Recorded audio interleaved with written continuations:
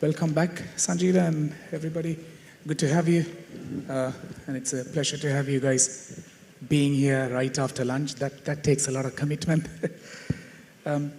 Following up on Sanjiva's incredible talk, what made you think a company that's built out of Sri Lanka can take on the giants of IBM and everybody? I mean, besides being a little crazy, I guess. I think the question should be asked the other way around, which is, why do people get up in the morning think from this side of the world that we can't be the best or the top of the world? Right? This is, to me, 500 years of colonialism messing us up, where we think that people, with all due respect, with no disrespect to somebody who's the color I'm going to mention, that white-skinned people are better. See this in any meeting in Sri Lanka. You go to a meeting and bring a white person. My co-founder, Paul Fremantle, is a UK guy.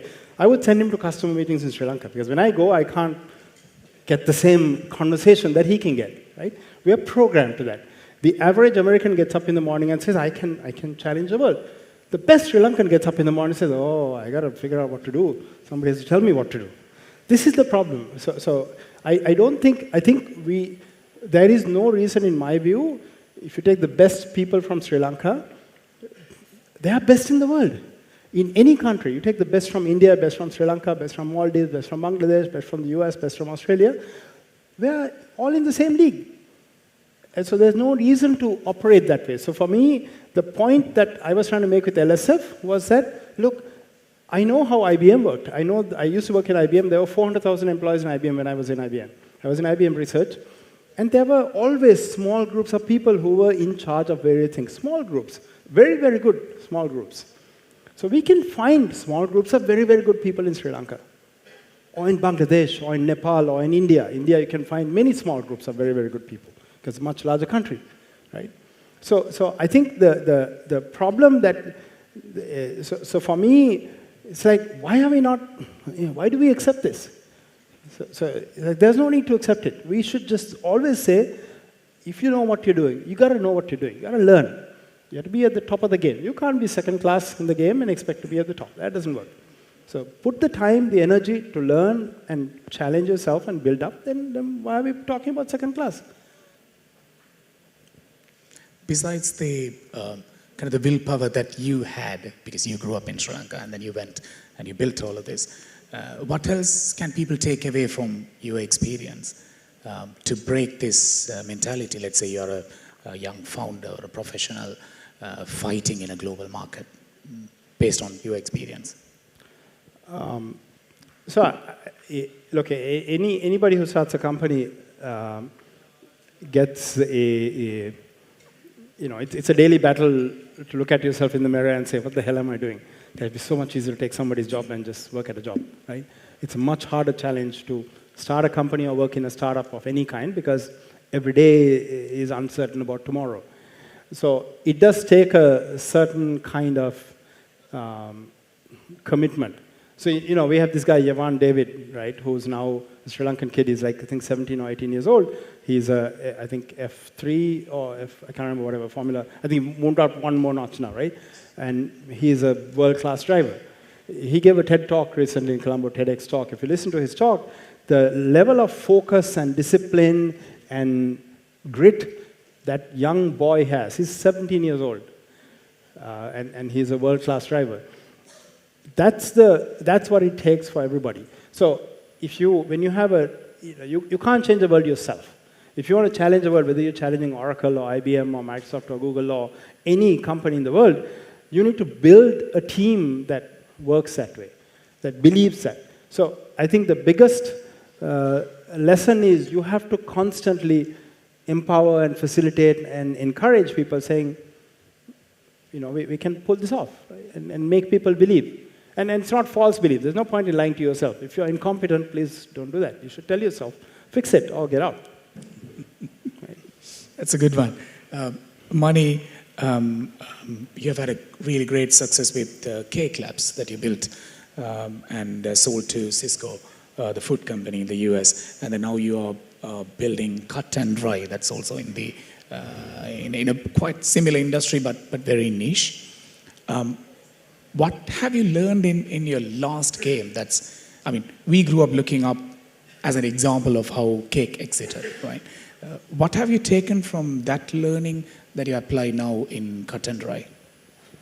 I actually relate to a lot of things that Sanjiva was saying. When I first started working with teams in Sri Lanka, most of the engineers were coming from a services background. And one of the hardest things that I had to figure out was, okay, how do you shift the mindset from a services background to a product background? And WSO2 had actually started, I think, maybe 3 or 4 years before. So one of the first things that we were doing was try to poach all of his great engineers. But the learning that I had is we had a vision for Cake. Cake, for those of you who don't know, was a cloud point of sale system for the hospitality industry, mainly restaurants. Our market is the US. And we were the first cloud point of sale system before the likes of Toast and Square and multiple others coming along. However, our vision was not necessarily to be a cloud point of sale system. The vision was to create a connection between online and offline commerce. And the point of sale was just supposed to be the device that allowed us to do this. So we started in 2009, and at that point, there was e-commerce happening online and analog commerce happening offline, and there was no connectivity. We never got there. So what happened was, along the way, we ended up building a neat little business in cloud POS. A company called Cisco, which is the world's largest food service company, found strategic value in what we're building, offered to acquire the company. It was an incredibly attractive offer economically for all the shareholders. So we sold it, no regrets. But what that meant was we missed the opportunity to build a generational company like Sanjiva was talking about.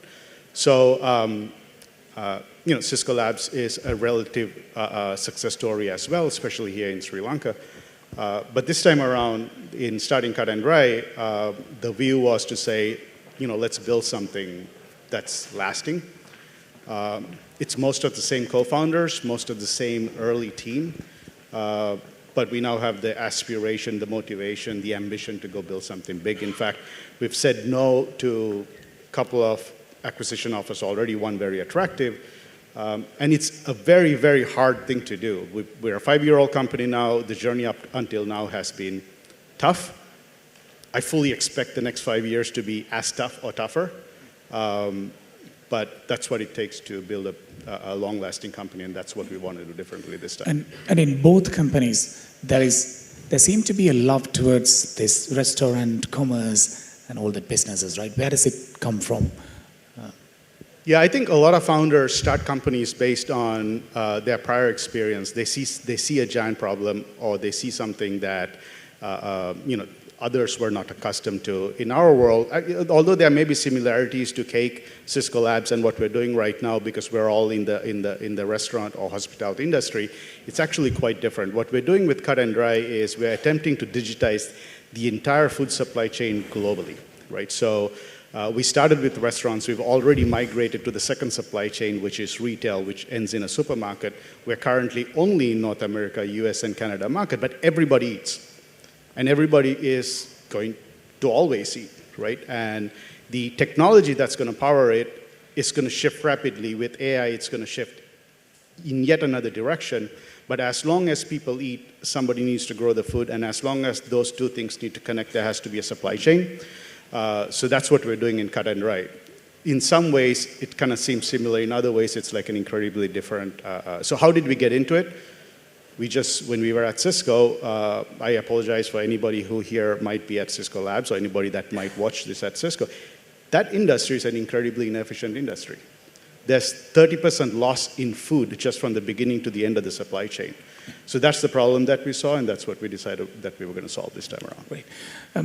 That makes me wonder, Sanjiva, did you also spot kind of an opportunity or a gap in the enterprise middleware space that prompted you? So my technical background is I have been working on distributed systems for 40 plus years now. So when I was in IBM, I worked on a bunch of what was called the Web Services Specifications, which was a set of standards that converted the web from being an information platform to a computing platform. And that was creating a platform change opportunity. So that is, when you change the foundations on which you build, there are opportunities for new people to build foundations. Whereas, so there was, if you look at sort of computing history, there's mainframe era, there's sort of distributed computing, then, and so on. There's been sort of stages. Web services was one of those opportunities to rethink everything from scratch. And I was in IBM research. I was actually working from here, but I was still working in my job in New York. And I tried to, in IBM, we tried very hard to reinvent entire middleware stack around that. And IBM wasn't interested because they had a $1 billion business in WebSphere platform. They were not interested in challenging it with something new. So the only option was go and build it outside. And so yes, it's driven by a depth of technology and a transition point. So just like now today, AI has kind of upended everything. And that means almost everything can be reinvented now in the context of AI. So every so often you get these big shifts that happen in tech. And every time that happens, almost everything can be reinvented in a better way. So you need the depth of knowledge at that point to be able to do it. But absolutely. So if you want to build a large, scalable, deep, long iteration company, it can't be about a fad. It can't be about a wave of technology. It can't be saying, well, this topic is hot, and so I'm going to ride the hype curve from here to here and get off, and then I'm done. There are many people who know how to do that. That's great. But that's not going to last for a long time because it goes away and next thing will come along. Sure. Imal, you have built a really great, successful company in Singapore, then you have exited, and now you also run another company, but at the same time you invest in a lot of Sri Lankan, Singaporean companies, right? Now that you are an investor, like from a founder, you have grown to an investor where you put your own money into other companies. What do you know now that you wish you knew back then when you were a founder? Good. I think, first of all, thank you, Alagan, for the question. For me, it was when I started as an engineer and then worked for multinationals like IBM or HP. I was tired of working for these multinationals because, you have to convince on a Monday to go to work, right? Because, you do what you've been asked to do, and you have to ask 10 different people to make a decision. That's how it is, no matter how big you are in the organization. So I wanted that freedom to do what I wanted to do, what I would love to do. So then, when I started off in Singapore, we settled into a nice space, which is manufacturing execution system, building for apparel, because we believe apparel knowledge base was in Sri Lanka. We had the best apparel companies. Was there a particular reason, Imal, that you chose that apparel space? Yeah, so we first wanted to build something on the data space, but then we zoomed into manufacturing and then apparel because, we had 3 $1 billion companies in apparel, and the apparel knowledge base was exporting in. So we wanted to blend the technology with that knowledge base, because one thing is building technology is easy, but building a technology for a particular domain is not easy, right? So that's what we built. And when we build the company and we scale, we needed investments. I'm trying to come into your question, right? So then, Dinesh Shafter invested in us, and then Prajit and, BOV, Rishi is here. They believed in us, they invested. And when we took money from them, initially, I was very uncomfortable with the questions these people asked, right? I was thinking, I came out of IBM because I have to have freedom. Now, these people asking even tougher question in board meetings, right? I told Rishi once, I didn't start a company to be like this, right? I was naive at that stage, and, I think someone had to sat me down and explain, how the life at the other end. Now, after I build the company, exit the company, and now I invest in other startups, now I understand, right? So what I didn't understand at that point in time, so investors also sometimes manage other people's money. So they have responsibility for their LPs, so people who have invested in that fund. So they have to be answerable, so we have to be answerable. So as a founder, you need to have that respect and understanding that they have to be answerable, so you are answerable. Raising money is easy, but putting it to good use is difficult, right? So that I didn't know as a founder. And also, now after being a founder, now being investor, it's also difficult to find good founders to invest. Because we invest in technology. People can say, I invest in this technology, in AI, or I invest in this market segment, or whatever. But if you have a good founding team, good founder, you can change the idea, you can pivot the product, you can change the market, but the founder is the key, right? Or the founding team is the key. So one thing I didn't also know, when you're an investor, it's also difficult to find good founders, right? So if you're a good founder, there'll be investors for you. Because on that side, deploying money is also not easy. True. To find good founders. So these two things I think I didn't know when I was a founder. And you always think it's difficult to raise money, but if you have a track record, now if I go to market for my next venture, I'm sure there'll be 10 people wanting to write checks for me, right? Because that's a credibility that you build as a founder. So it's not difficult, if you're a good founder, to raise money. So these are the two things which I didn't know at that point in time. Yeah. And when you look at these founders that you really like now, what do you see that's a distinguishing character that they have, other than the fact that probably they are special, they don't want to give up, they have a grit, and they solve maybe a serious problem? What is that you look for as an investor? Yeah, you have different types of profiles as a founder. I can't tell you like this is the right. Maybe you're a good product innovator, right? You're an innovator, product builder, or you can be a great leader, right? So in my case, I probably don't consider myself as a great innovator, but I can build great teams, right? Who can do great things.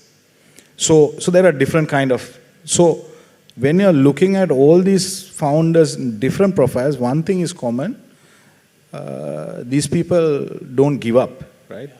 Because it's not easy. Because what you see, what you read in newspapers is all the glorious stories, glamour, how Sanjiva made $600 million in exit, and all that. You don't see the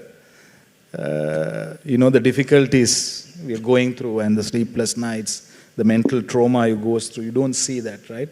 So you need to have that grit, the perseverance. That's, I think, the main thing. And how much committed you are. How much committed are you to, throw in your house to, your car to, all the properties into it to make it work. So the grit, commitment, and perseverance, those are the common things I would say from different profiles of founders. Right. Sounds great. So you all three had a lot of similarities in how you built the businesses, but also differences, right? Like Imal, you were brought up here, then you went to Singapore, you worked, and you started a company in Singapore with a Sri Lankan office, right? And then Mani, you have been in the Valley for a long time, and then you started a product company there, and then you realized talent in the conversation. I realized that the Sri Lankan talent was the reason. And Sanjiva, on the other side, you wanted to build a full-on Sri Lankan company, even though, like you said, investors wanted otherwise, right? Was it a very conscious decision from day one? And if you go back, was there any learning in that whole process of how exactly I want to structure my business, how exactly I want to run it, and also the battles that you pick in the whole trade-off spectrum of trying to build a business that scales globally, right? For all of you, I mean, in whatever order that you can answer. So first of all, you missed a very important another commonality between the three people here. They're Yes, all the lack of long-haired hair. young men. Very important. Somebody told me I should don't shave know. my head before the Exactly. panel. Yeah. I think you have to give an award to the organizers to. I think that was a criteria. and if I you're going told to be them- sitting here, you're going to have hairstyle. So,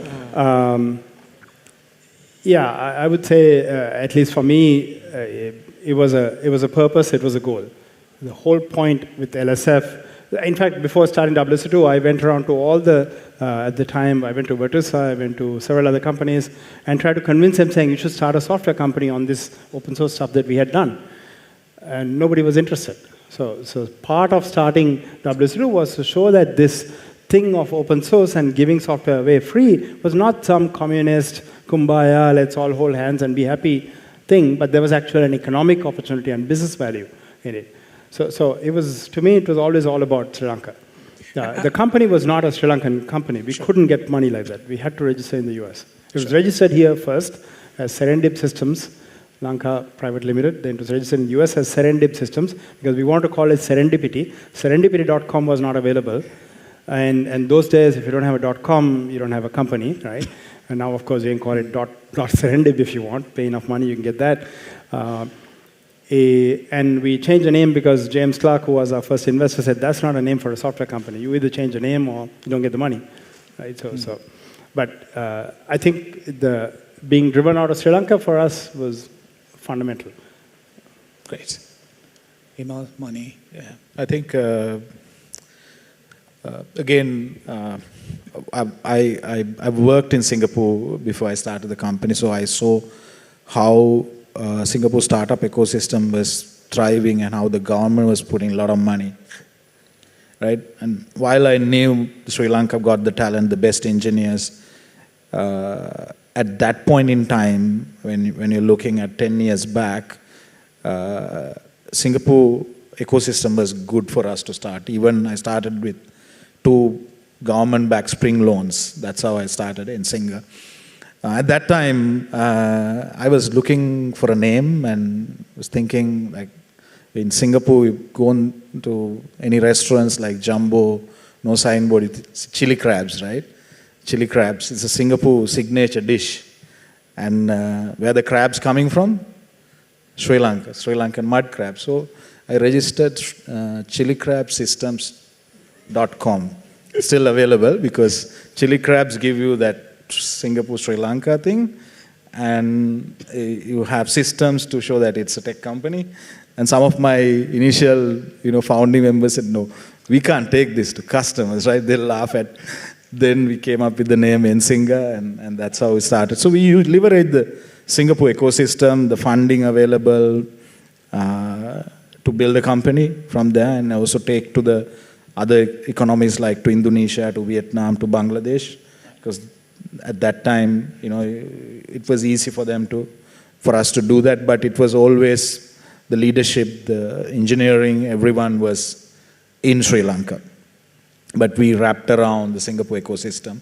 And also when we did the exit, the kind of valuation we got and the acquisition was made in Singapore, another Singapore startup, that wouldn't probably have happened, right?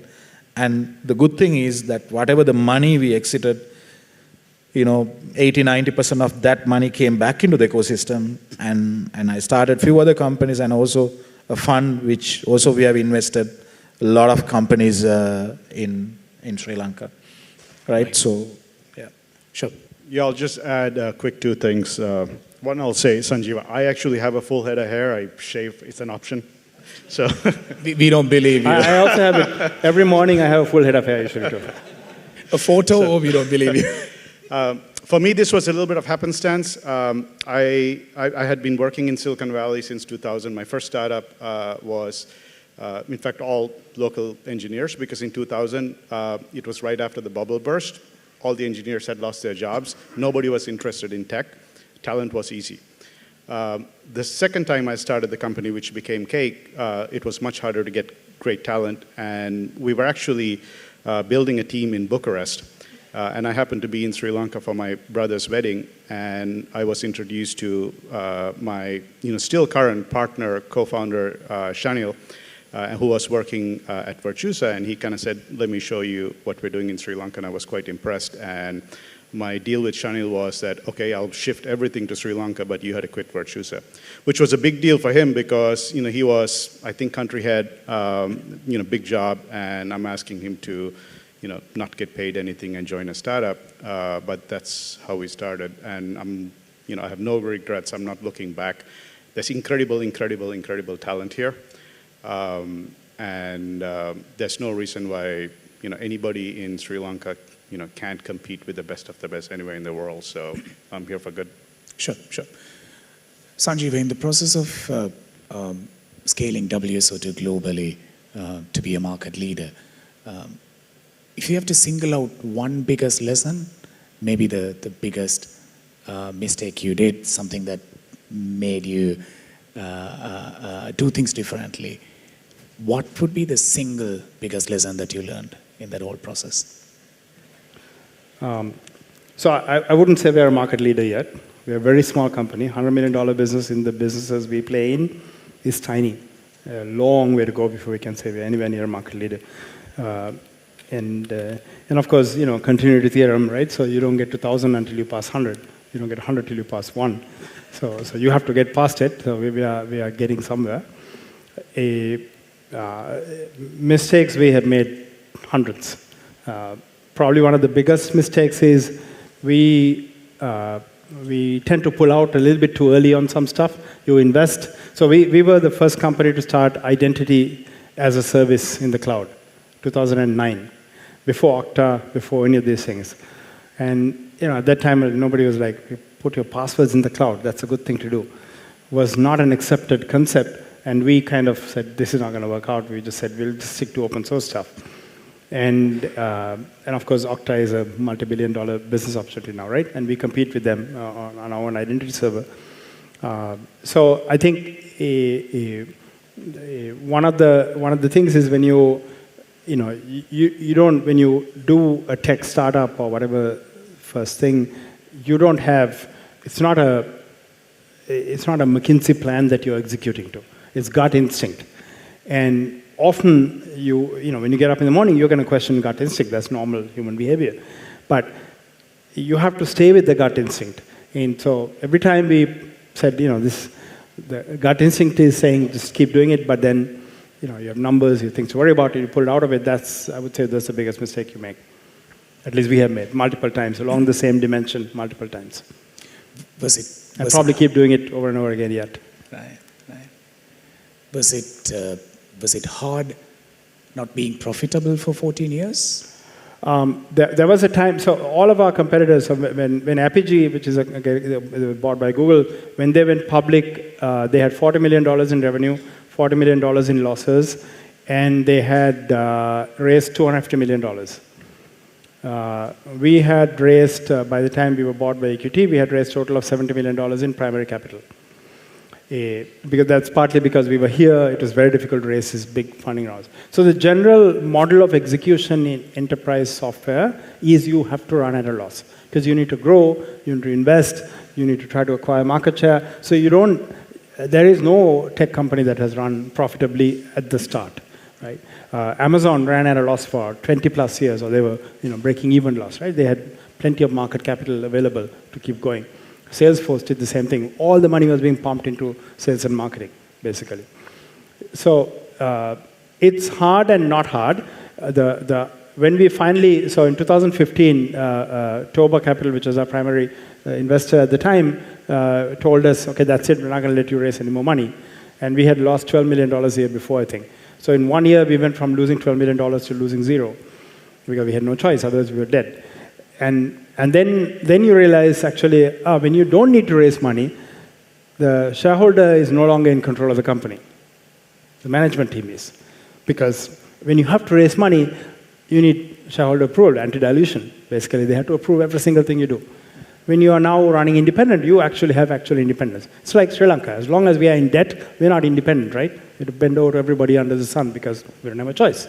So until you get over that point of saying, we have reached that point of saying we now are financially on our own, there is no independence also. That, to me, that was the interesting point. So it was like, at that point, you could say, you know what, buzz off. We're going to do what we think is right. That's it. Great, great. Mani, in your experience of having a big part of your talent in Sri Lanka and then also workforce globally, and I think the same applies to Sanjiva and Imal. You had some people in Singapore as well. Was there anything that you had to? I think for Mani, I think it might be a little different. But was there anything that you could advise founders and executive teams who are trying to scale globally with global teams about how do they integrate the global teams? Because one of the interesting discussions we had over the coffee is sometime for product companies, it might be a bad idea to have like so much distribution, right? How did you make that work, and what can we learn from that? Yeah, having a product company that is distributed is difficult. Having a product company that is distributed across oceans, it is harder. Having a product company that is distributed across oceans with multiple cultures makes it even harder. So I'll answer this question in two parts. Historically, what it has been in the last decade or so, and how we worked around it, and then what I think it's going to be in these next 10 years, mainly driven by AI. Historically, our biggest challenge was, how do you do this from an organizational structure standpoint and create a common culture? A startup culture is like incredibly important. You don't really do it, it happens, and you kind of have to nurture it from inside. It's very hard to do in this dispersed, distributed, so we had to work hard. Some simple things. In general, when there are onshore, offshore operations, the leadership tends to be onshore, close to the customer, and the rank and file tend to be offshore doing all the work. And for me, it was very clear very early on to my leadership as well that that's not going to work. So we, by design, created org structures where there were just as many people sitting in America reporting to Sri Lankan management as the other way around. Very early on, we created a rotation program where the US staff would have to rotate into Sri Lanka, spend a couple of weeks every 6 months here, and the same in the other direction. As we grew, we moved about 25 engineers, meaning 25 families from Sri Lanka to the US. So we ended up building a team that was quite unified.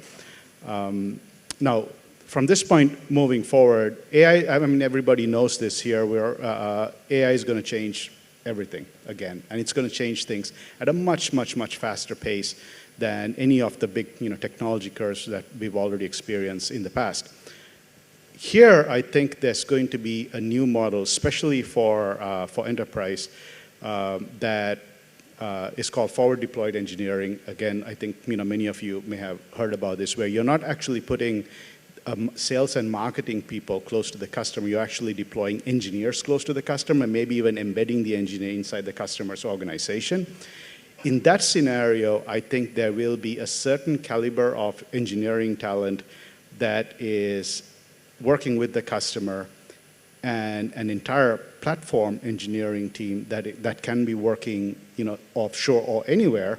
And that actually could be a way that is much more beneficial for onshore, offshore teams. Because the offshore team then has two customers. They have their first customer, which is the customer, and they have their second customer, which is the forward deployed engineer. And I think that model, powered by AI, is going to be something that's quite powerful and something that is quite beneficial to countries like Sri Lanka, where not only do we have talented engineers, but we are also not churning out hundreds of thousands of talented engineers like our neighbor in India. So I'm really looking forward to see what kind of companies come with that, leveraging that model. Amazing. Imal, where do you think Sri Lanka's the potential for Sri Lanka in the next decade in terms of tech? What do you see? I think, as everyone highlighted, we have great potential because we have great talent, right? I think we also need to elevate our game, especially on thinking big from the founders level, right? And if we have to go and build these big global companies, our founders also need to think big, and especially on the M&A angle, right? Having that mentality to do M&As, even acquire companies globally, right? And we need to have that ecosystem to back us, like especially the banks, the private equity, or the funds needs to back these founders not only to build globally, it's going to take time, but also whether you can acquire companies. That mentality to do M&As and grow quickly, I think that's something that we need to seriously think about, rather than just, one way is trying to build your own, and also there is another way of doing right M&As to acquire. For example, we recently acquired, we are building a services company, we're going to build a global services company. We are looking at M&As to grow. We recently acquired a front office company in Australia, right? And some of the banks, backed us to do that transaction. So have that mentality to even go outside and acquire companies. Having that big mentality to do that, I think we need to get our founders to that stage, and we also need to give the confidence to our financial institutions that we not only have the engineers who can build products, we also have the leaders who can build global companies. Right. And also we need to take conscious effort. While we have done well in building great technical talent, we also need to make a conscious effort to build great leaders, great entrepreneurs through this system. Right now, we have exceptional people comes out, maybe by chance, but how do we do this systematically? Because the next level, if you need to build global companies, you need to have the leaders who can lead globally, plus the next level who can manage that global teams and that's something we tend to struggle, but I think we really have the talent. If we make a conscious effort, we can bridge that gap. Lovely. I have so many questions for you, but I want to leave at least a few questions to the audience. Do you guys have any questions for us? Hi, my name is Ian. The question is open to any three of anyone can answer this. So I have been running a web design and digital marketing agency for almost 15 years now. And slowly by slowly, especially after the AI now, a lot of services are being, now it's been transformed to AI. And I'm pretty sure within 2 years of time, there will not be some agencies like digital marketing as we see it right now, because Meta is also coming up with their own AIs, and it will transform the market. In your perspective as a Sri Lankan entrepreneur who's been on the tech industry for a while, do you advise to be on ad hoc services? Every day we get a new customer, we run the cycle, we do the marketing plans, we grow the companies on behalf of them. Rather than doing that, do you suggest we move into product-based business models, or do you believe there's a chance on this arena? In my mind, AI is a force multiplier. Right? What it means is that, how many employees do you have on your team? Sorry, 2? 42. I would think, so one of two things, right, that you can do, and you can do this very, very quickly. You can run the company as if you have an organization that is 250 people, but still only 42 people that you have to pay salaries for, because each one of them can give you the productivity of 5x what they're doing right now. Or in the other direction, you can have an organization that is a 10-person organization that has the same kind of output as a 42-person organization. Hopefully you do the former. And then understand that the technology is going to change incredibly rapidly, right? So AI has been around for a while, but it became, the key thing everybody talked about, the dinner table everywhere in the world because of ChatGPT. That's powered by OpenAI, but then if you really think about it, now there are 5, 6 competing layer level neural networks. that's going to evolve very, very quickly as well. So the only advice I can give you is don't ignore it. I do think there's opportunity still for services companies, but it's going to be a very, very different kind of services company and a very, very different pricing and business model than what the services companies are doing right now. The other thing which I want to highlight, technologies come and go. This time AI, maybe something else, 5 years down the line. But if you're in the enterprise space, I think the key is the domain. Like, let's say, if you specialize in, for example, banking or manufacturing, and that's not something you can easily get, but the technology can be easily disrupted by AI or maybe smart kid doing better programming. But if you have the domain knowledge, bundle with that, that's not an easy combination to crack. We can take one. Can I just make a comment? Yes, Sanjiva, go ahead. I think the global aspect has to be considered in the following way. I'll give just one example. I was in Brazil visiting some of our customers, and we had an event, and we had some the Brazilian equivalent of ICTA guys were there, and they had, they were launching their whatever digital Brazil plan, right? And that plan had like 3, 4, 5 pillars or whatever. Looked exactly the same as the plan we have in Sri Lanka, right? And it was also written by the same consulting company. It was PwC who wrote it, right? There was PwC guy was on the panel. I hope there are no PwC people here. But that's how it works, right? So every country thinks they're going to lead the world. They're going to disrupt Asia. How many countries are there in Asia? 50, no, can't remember the number, 50 plus, right? So I think for every, to your question, you said there are 42 employees doing digital marketing services. How many companies do you think there are like that in India? How many in Indonesia? How many in Malaysia? How many in Thailand?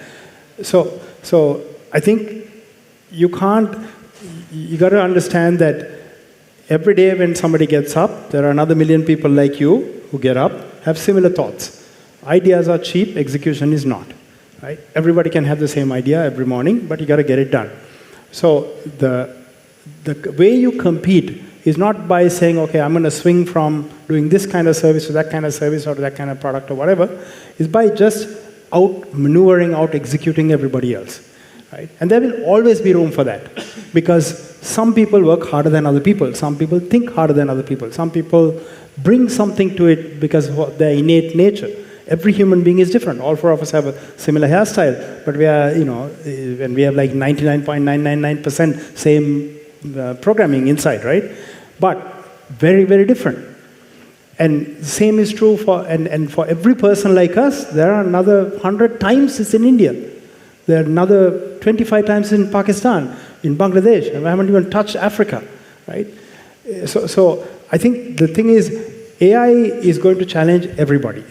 Jobs are going to go away, there's no question, because the work of an average human being, AI does better than an average human being. It doesn't do it better than the best human being. So we have to outmaneuver, outthink. It is a competitive world. There are a lot of people in the world. There are 8 billion people in the world.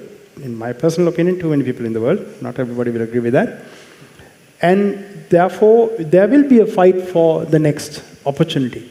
And the way you win that is not by saying, okay, I'm not going to do this, I'm going to go do that now. Because remember, every time you think that, there are 100 people like that who are thinking the same thing all over the world. And you're competing on one flat market called the internet. It's no longer, I'm in Sri Lanka, I'm in India, I'm in Japan, I'm in whatever. Even language is no longer a barrier, right? Because of AI. Live translation is real. And now I think Apple, the latest whatever things you stick in your ear, which doesn't stick in my ear, that one does live translation, right? And this is just, we are just in the baby steps of AI. Give it another 1 year, 2 years, 5 years, 10 years, the computational need, all of that stuff will adjust and we'll have infinite capacity. So I think it is going to be just like every other transition. The big difference in this transition, in my personal view, unlike the industrial revolution, which took hundreds of years for the revolution to complete, the AI revolution is going to happen in 5, 10, 15, 20 years. That is disruptive, and every time there's disruption, there's opportunity and also a lot of damage. So, got to figure it out. Right, and I can say a few words too, because we are a services company as well. When we started Root Code, we were doing very simple technical work, and then we more than 8-9 years back, we got this ceiling where we can't really grow. Like Sanjiva said, there were hundreds of other companies doing the same thing. Then what we figured out and what worked for us was to kind of continue to push the technical boundaries and figure out our niche. And sometimes I used to struggle too, like being a founder from Sri Lanka, we still don't have investors. How do you really become a global big company? How do you sell globally? And we ended up pushing the boundaries step by step and finding our niche. Our niche is like high-end AI and government contracts in Europe. So I think keep pushing. And challenge is going to be very dynamic in the new world. So great.